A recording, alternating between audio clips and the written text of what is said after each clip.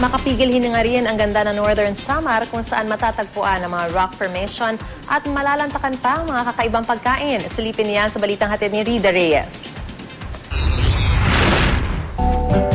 Kung gaano kaplansyado ang pag-iisang dibdib nila PJ at Alessa, siya naman daw walang kaplano-plano ang honeymoon ng bagong kasal noong 2011. We were just on the adventure. Tapos kung anong makita natin dito, bahala na.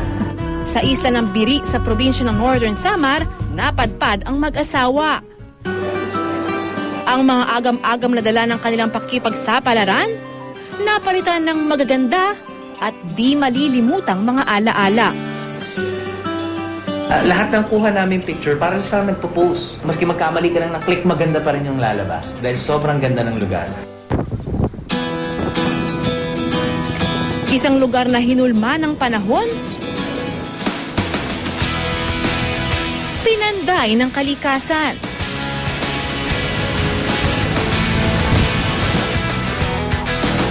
Nadaming ito mga rock formations dito sa Northern Samar.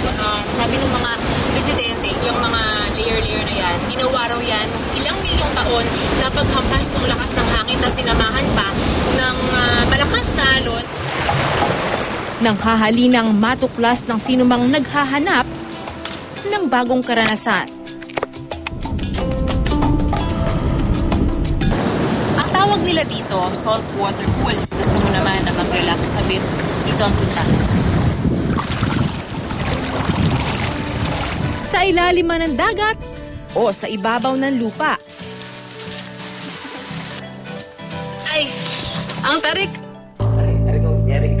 O kaya'y sa loob ng daang-daang kuweba na nakakalat sa buong probinsya. Sa loob daw ng kuweba na yan, meron daw millions ng mga panikin na nandyan.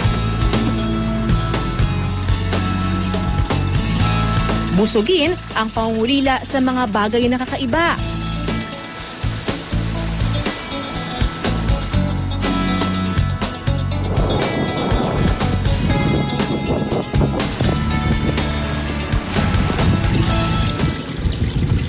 Pati ang pagkain dito,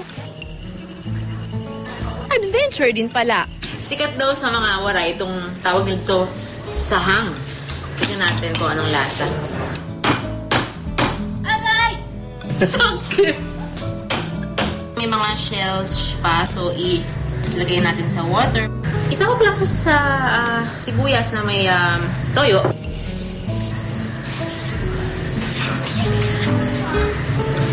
Ang daming lasa actually. First time kong mag-summer break dito sa Northern Samar. Nakakakaba. Nakakapanibago. Nakakamangha. Parang unang pag-ibig, kailan may hinding-hindi mabubura. Rida Reyes, GMA News.